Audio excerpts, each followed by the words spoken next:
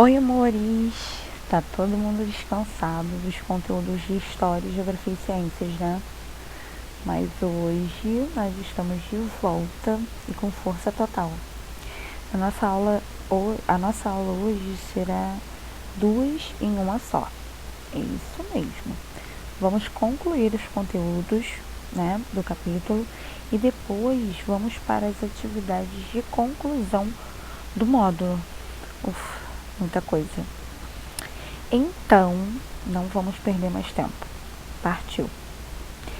Na nossa última aula, nós vimos que no século XX, os operários trabalhavam em longas jornadas e não tinham direitos trabalhistas, né? Para reivindicar melhorias, eles se uniram e criaram as associações de trabalhadores. Em 1930, o político Getúlio Vargas tomou o poder e se tornou o novo governante do país. E na aula de hoje vamos saber como foi o governo dele, né? Vamos saber mais um pouco sobre isso. Então a gente começa aqui na 277.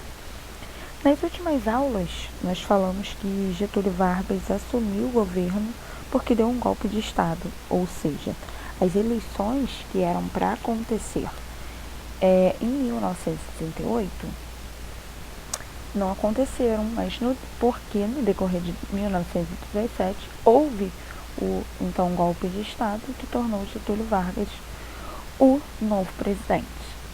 Com isso, as eleições democráticas foram canceladas e isso deu início a uma ditadura. Não foi a ditadura militar, tá, gente? Foi uma ditadura antes. Esse regime ele se vigorou até 1945 e ficou conhecido como Estado Novo.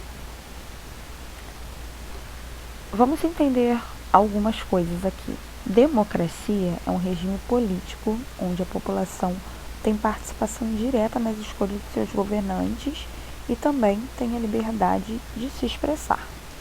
Eleições democráticas é o que temos no dia de hoje, onde nós que eu digo as pessoas maiores de 18 anos ou os eleitores que escolheram votar a partir dos 16, onde o voto ainda é facultativo, né?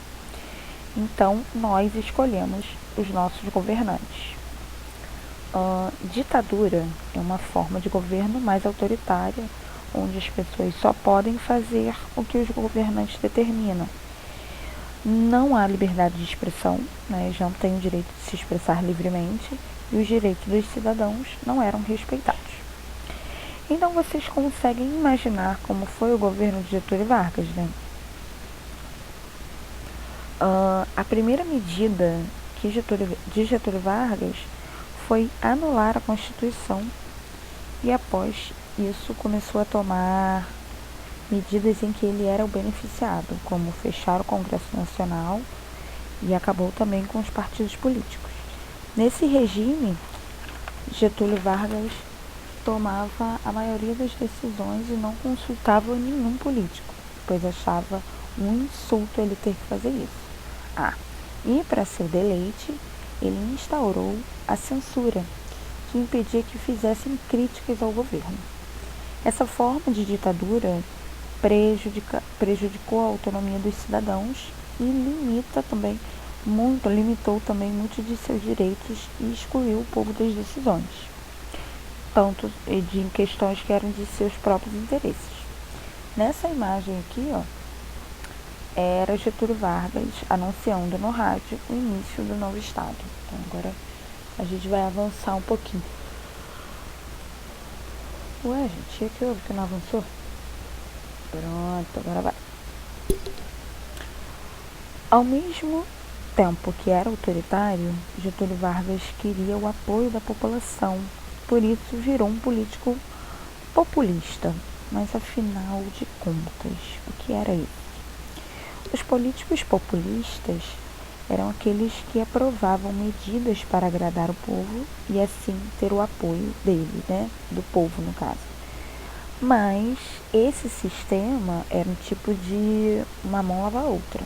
Eles aprovavam medidas a favor do povo, mas ao mesmo tempo atendiam os interesses dos mais ricos, né? Com isso, Getúlio Vargas atendeu às reivindicações dos trabalhadores e tomou medidas a favor deles, como a diminuição da jornada de trabalho para 8 horas diárias, né?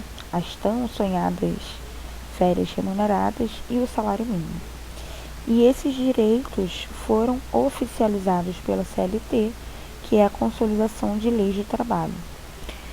No governo Getúlio Vargas, o trabalho registrado em carteira ele se tornou obrigatório, graças a Deus, né?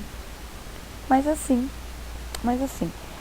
ao mesmo tempo que aprovou medidas trabalhistas, ele também impôs algumas leis que buscavam controlar mais de perto as relações trabalhistas. E um exemplo disso são os sindicatos, que eram associações direcionadas à defesa dos trabalhadores. Então, eles passaram a ser vinculados ao governo. Aqui, na 279, nós temos as atividades dessa parte do capítulo. No número 1, vocês irão ligar as palavras ditadura e democracia aos seus conceitos, tá? Aos seus significados, na verdade. No número 2, vocês irão consultar a página 278 e responder o que é populismo. No número 3, vocês irão ler esses artigos da CLT e responder as letras A e B, tá bom? Nós já sabemos que o Estado Novo foi marcado pela publicidade a favor do governo. Com isso, em 1939, Getúlio Vargas criou o Departamento de Imprensa e Propaganda, chamado DIP. Esse departamento ele foi criado para promover propagandas e notícias que falassem bem do governo, e essa instituição ainda tinha a responsabilidade de fiscalizar os outros veículos de comunicação para que não houvesse mensagens contra o governo. O DIP também produzia cartazes que valorizavam a imagem de Getúlio Vargas, que são esses aqui, ó, né, mostrando ele como um homem do povo e para o povo. Na década de 30, foi a era do rádio, ou seja, onde o rádio ganhou ascensão como o maior veículo de comunicação, e a política estava diretamente ligada a isso. O governo de Getúlio Vargas teve um programa oficial na rádio que se chamava Hora do Brasil. E esse programa era diariamente, mas o fato importante é que esse programa está no rádio até hoje, né? Até hoje, a propaganda Hora do Brasil tem um horário específico, né, nas rádios, que eu acho que hoje de 8 às 9, né? Onde dá a Hora do Brasil, né? Que nós temos informações políticas e econômicas do nosso país. Mas isso aconteceu lá atrás no governo de Getúlio Vargas, né? Só que hoje, a Hora do Brasil, ele é mais informal, a linguagem é mais informal, né? Então, por conta disso também, acho que da modernidade de uma maneira geral. Então, vamos avançar aqui. Desde o século XIX, as pessoas já comemoravam o carnaval na rua.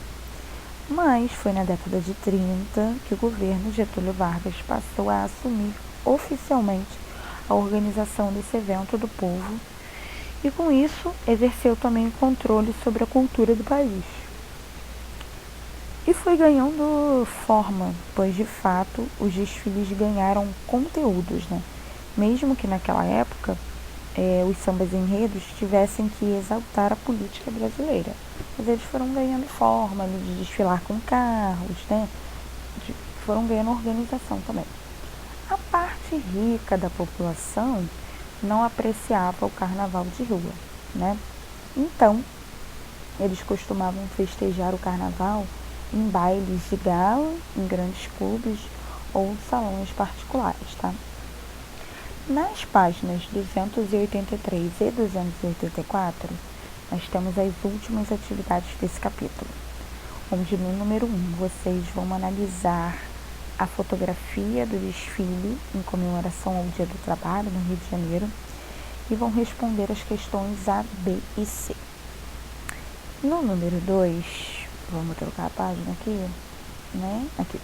No número 2, vocês irão formar frases. São 2 frases, tá? Mas olha só, Cada frase tem que conter todas essas palavras em destaque. Por exemplo, na frase A tem que ter a palavra rádio, comunicação e Vargas. Na frase B, hora do Brasil, propaganda e governo. Tá? No número 3, vocês irão ler o relato da página 282, que é de uma pessoa falando sobre o carnaval, né? Para responder as questões A, B e C, tá bom? Agora, nós vamos revisar os conteúdos do módulo 3, tudo, para fazermos as atividades de conclusão. Então, vamos lá. Deixa eu avançar aqui logo para a página. Isso. Nós iniciamos o módulo 3 no capítulo 6, onde falamos sobre os primeiros tempos da República. Nesse capítulo, conhecemos o que é uma república e como esse regime foi implantado no Brasil. Então, vamos a alguns fatos marcantes dessa época. No dia 15 de novembro de 1889, sob a liderança de Marechal Deodoro da Fonseca, foi proclamada a República no Brasil. O período da Primeira República ele foi marcado pela política do café com leite, na qual paulistas e mineiros se revezavam no poder, né? Desculpa. Durante a Primeira República foram realizadas reformas na região central do Rio de Janeiro para tornar a capital mais moderna. Porém, essas ações prejudicaram a população pobre, que foi expulsa das suas moradias. A população pobre não foi beneficiada com a implantação do regime republicano. Assim, essas pessoas continuaram a viver em condições precárias. No capítulo 7, nós falamos sobre a modernização do Brasil. Então, vamos relembrar um pouco como foi esse processo. No início do século XX, o Brasil passou por um processo de modernização e industrialização. Essas transformações repercutiram também nas artes, por exemplo, no modernismo. Nessa época, os operários trabalhavam em longas jornadas e não tinham direitos trabalhistas. Para reivindicar melhorias, eles se uniram e criaram as associações de trabalhadores. Entre outras medidas, Getúlio Vargas instituiu os direitos trabalhistas e regulamentou o voto feminino, mas também decretou medidas autoritárias de repressão aos opositores de seu governo. O então político Getúlio Vargas usou o rádio para difundir seu programa de governo e, em 1930, ele mesmo tomou o poder com um golpe de Estado e se tornou governante do país. Bem, relembrado tudo o que vimos nesse módulo, podemos ir para as atividades de conclusão. Antes de iniciar, eu quero frisar uma coisa aqui para vocês. As atividades 1 e 2, elas correspondem ao capítulo 6. Na dúvida, vocês podem consultar o capítulo. E as atividades 3 e 4 correspondem ao capítulo 7. Então, vamos lá. No número 1, vocês irão marcar as alternativas corretas fazendo um X no quadradinho correspondente, tá? Nas que são incorretas, vocês irão circular a palavra, só tem uma palavra só, que as tornaram assim, que fizeram dessas alternativas incorretas, tá? No número 2, você vai dizer qual assunto do capítulo 6 você mais gostou de estudar e fazer uma frase sobre ele.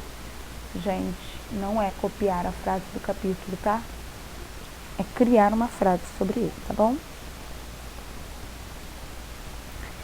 No número 3, vocês irão ligar cada fato à sua data correspondente na linha do tempo.